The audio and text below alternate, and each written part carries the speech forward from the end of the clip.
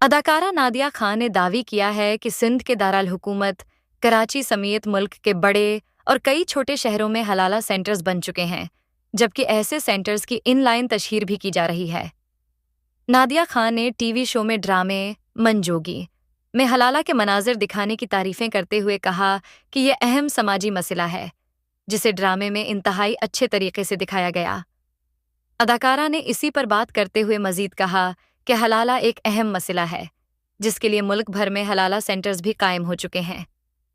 Programme کے دوران انہوں نے حلالہ سینٹرز کی جانب سے سوشل میڈیا پر دیے گئے کچھ اشتہارات بھی پڑھ کر بتائے اور کہا کہ کس قدر حلالہ جیسے اہم کام کو بدنام کیا جا رہا ہے۔ انہوں نے بتایا کہ بعض حلالہ سینٹرز یہ دعوی بھی کرتے ہیں کہ وہ حلالہ کے دوران نکاح سے طلاق تک کے تمام معاملات خوش اسلوبی اور رازداری سے سر انجام دیتے ہیں، اور حلالہ کی خواہش مند خواتین پراعتماد طریقے سے ان سے رابطہ کریں۔ نادیہ خان نے دعوی کیا کہ انہوں نے صرف کراچی کے ہی حلالہ سینٹرز کے 1 درجن سے زائد ان لائن اشتہارات دیکھے، جن میں حلالہ سینٹرز کی مکمل ایڈریس، فون نمبرز اور دوسری معلومات فراہم کی گئی تھی۔ ان کا کہنا تھا کہ مختلف شہروں میں حلالہ سینٹرز کھلے عام کام کر رہے ہیں اور ایسے سینٹرز کے باقاعدہ ایڈریس بھی دیے جاتے ہیں۔ انہوں نے اس بات پر بھی حیرانی کا اظہار کیا کہ اتنے رازداری والے اہم کام کو اس قدر کھلے عام کیا جا رہا ہے اور ایسے سینٹرز بنانے والوں کو کوئی ڈر ہی نہیں ہے۔ اداکارہ نے سوال اٹھایا کہ حلالہ سینٹرز قائم کر کے ان کی تشہیر کر کے ایسے لوگ کیسے دوسروں کی مدد کر رہے ہیں۔ اب آتے ہیں اسلام میں حلالہ کے متعلق کیا حکم ہے۔ اسلام میں حلالہ کا مسئلہ ایک اہم اور حساس موضوع ہے۔